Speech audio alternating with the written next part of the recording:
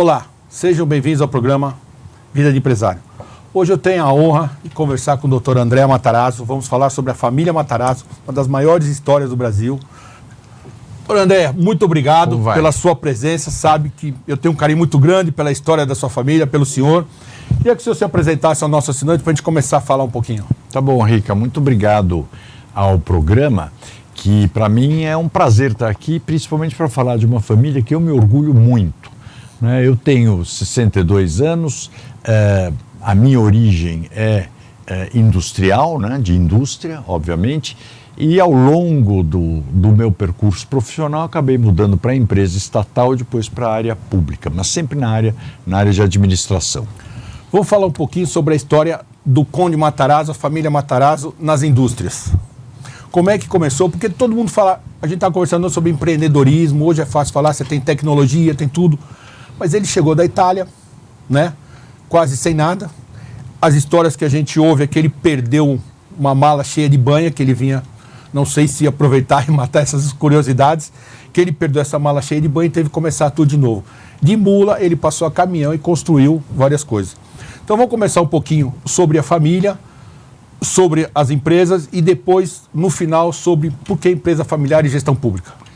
Bom, a família é uma família, tem uma história muito interessante desde a Itália, porque a minha família, que vem de Castellabate, que é um município bem no sul da Itália, de Nápoles, né? Para baixo de Nápoles, província de Salerno, lá no Cilento, o Francisco Matarazzo saiu de lá em 1886 para vir para o Brasil. A Itália passava momentos muito difíceis, muita pobreza. E a família dele lá, nossa família lá, fazia coleta de impostos. O pai dele tinha acabado de morrer, tinha tido um problema de saúde e morreu. E eles tiveram um problema porque na época não era uma coisa que você registrava quem pagou, quem não pagou. Obviamente todo mundo disse que tinha pago, eles acabaram pagando impostos pelos outros, o que deixou eles bastante chateados. Mas o Francisco Matarazzo, até um pouco contrário ao que conta a lenda, ele já na época fazia faculdade e veio para o Brasil por sugestão do Fernando Grandino, que era uma pessoa de Castellabate que já morava em Sorocaba, estava morando aqui em Sorocaba, escreveu para ele dizendo: olha, Matarazzo, eu acho que o Brasil é um país que a sua cara tem tudo para alguém do seu temperamento começar e dar certo. E ele aceitou o desafio e veio para cá. Tem que lembrar que o Brasil, 1886, era pré-abolição dos escravos. O que tinha no Brasil? Mato, escravos e alguns portugueses. Muito mato. Tanto que aqui em São Paulo, o forte era Sorocaba, não era a cidade de São Paulo. E o Francisco Matarazzo veio trazendo uma carga de secos e molhados, que ele estava trazendo, porque era o negócio que ele queria começar aqui no Brasil. Ao fazer o transbordo do navio para o porto, essa carga foi perdida no mar, afundou. Então isso é uma realidade. É uma realidade.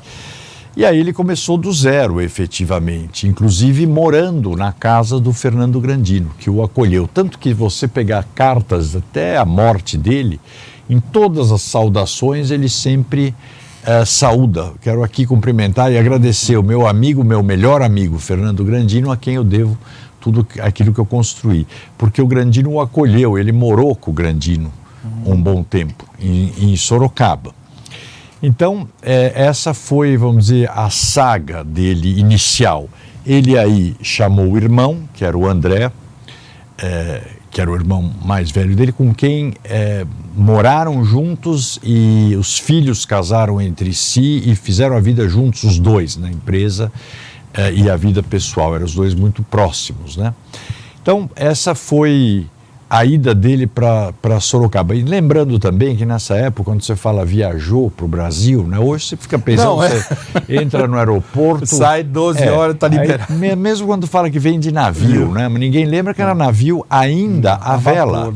Não era vapor ainda, 86. Então era um mês e meio, 2 meses de viagem.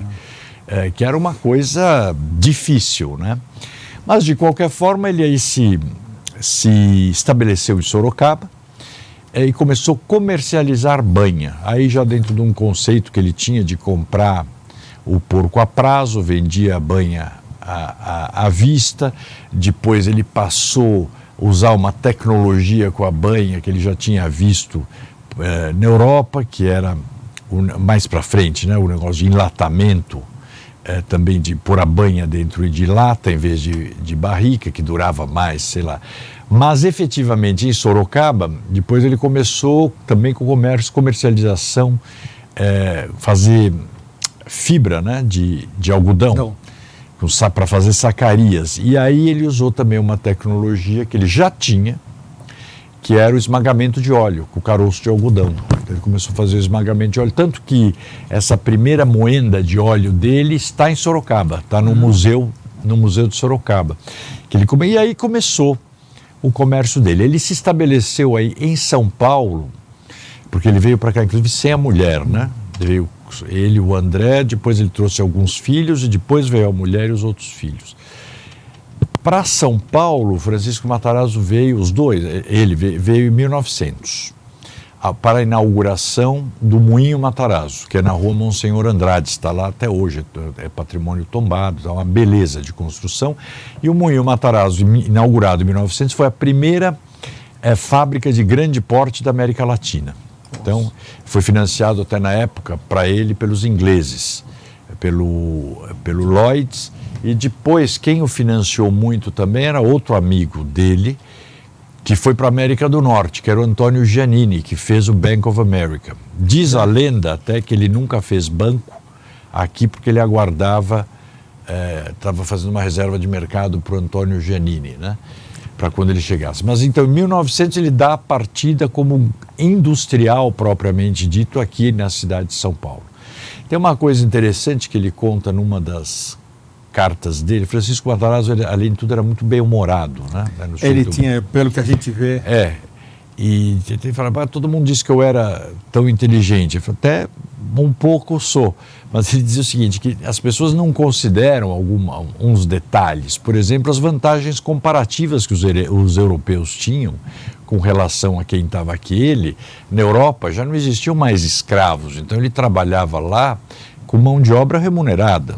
Então ele já tinha esse conceito de custo muito diferente, né, na cabeça dele. O que é o empreendedor mesmo, na realidade. Né? Claro, conhecia moenda de óleo, ele fazia esmagamento de óleo lá.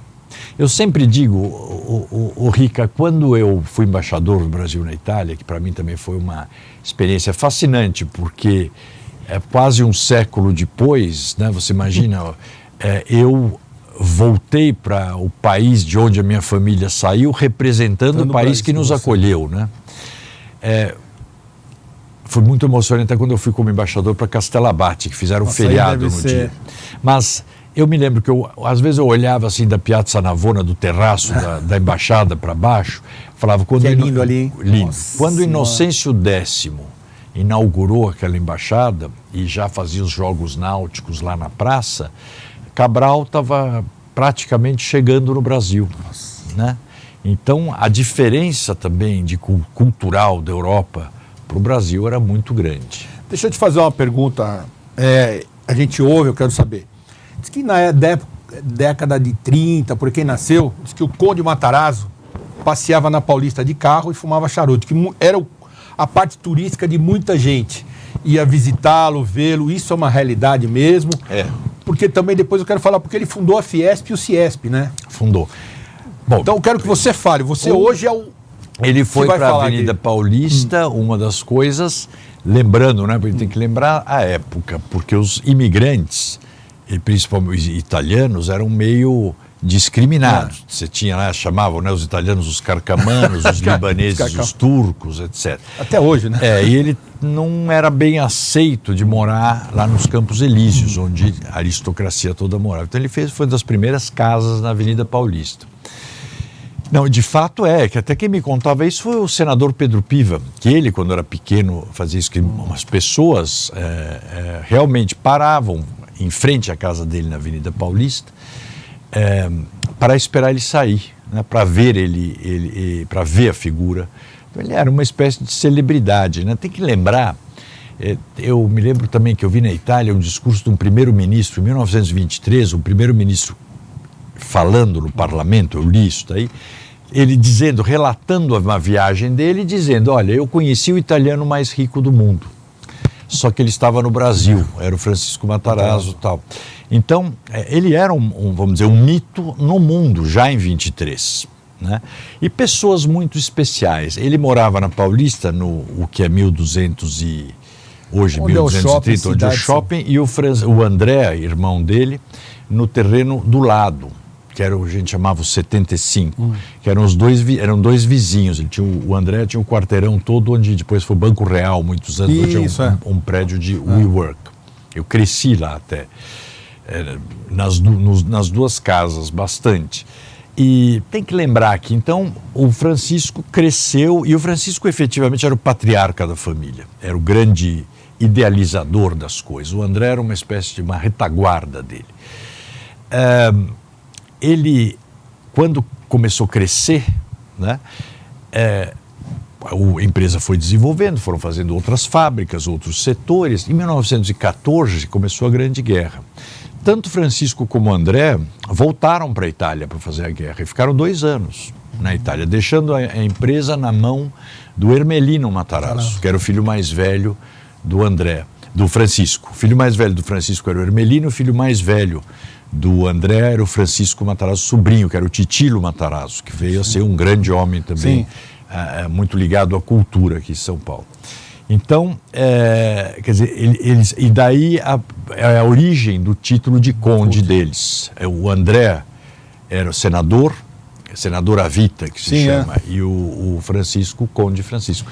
Quer dizer, essa um pouco foi a origem também, que as pessoas aqui, às vezes, confundem o título nobiliárquico com esnobismo, riqueza. Não tem nada a ver uma coisa com a outra. Quer dizer, eu até quando aqui, às vezes, ironizam, eu falo, isso para o europeu tem um significado.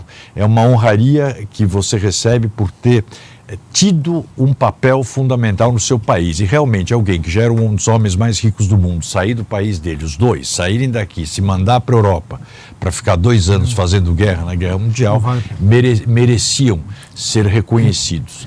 Infelizmente estamos acabando, que você se comprometa comigo, que você volte, para terminarmos a sucessão, terminarmos a parte pública, para a gente falar para o nosso assinante como é que é. Não, com o maior prazer. Entendeu? E principalmente fazer o paralelo do que era a gestão das empresas familiares com a gestão pública. E será só o nosso tema. Concluindo, que é uma frase que eu acho que fica para os nossos ouvintes, todo mundo critica muito a empresa familiar, falam da profissionalização.